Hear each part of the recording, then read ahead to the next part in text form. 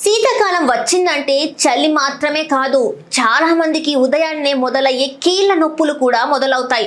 మంచం మీద నుంచి లేవగానే మోకాళ్ళు, నడుము, భుజాలలో దృఢత్వం, కొద్దిసేపు కదిలితే కానీ నడవలేని పరిస్థితి మొదలవుతుంది.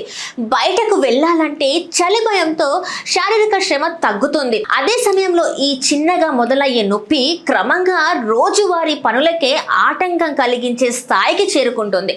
చాలా మంది దీనిని వయస్సు వల్లే అని పక్కన పెడతారు. కానీ నిజానికి శీతాకాలపు కీళ్ళ నొప్పులు వృద్ధుల సమస్య మాత్రమే కాదు.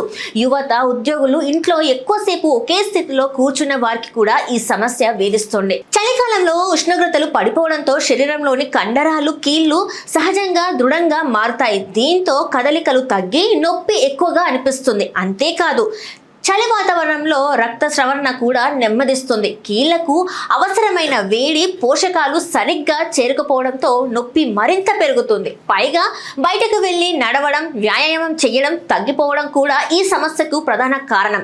ఇప్పటికే ఆర్థరైటిస్, ఆస్టియో ఆర్థరైటిస్ ఉన్న వాళ్ళలో ఈ నొప్పులు మరింత తీవ్రమవుతున్నాయి. రోజంతా కంప్యూటర్ ముందు కూర్చొనే ఉద్యోగులు, శారీరక చురుకుదనం లేని వారు కూడా శీతాకాలంలో కీళ్ల సమస్యలను ఎక్కువగా ఎదుర్కొంటున్నారు.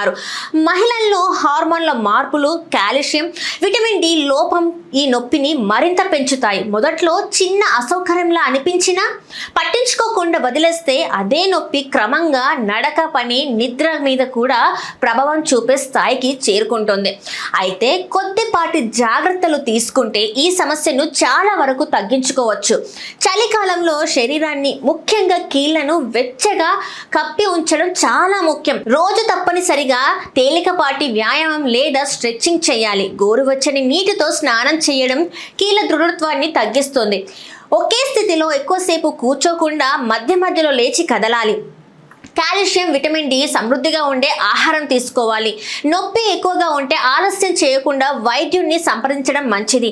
చలిని తేలికగా తీసుకుంటే కీళ్ల నొప్పులు తీవ్రమవుతాయి. ఈ శీతాకాలంలో కొంచెం జాగ్రత్తగా ఉంటే నొప్పి కాదు, ఆరోగ్యమే మీతో పాటు నడుస్తుంది.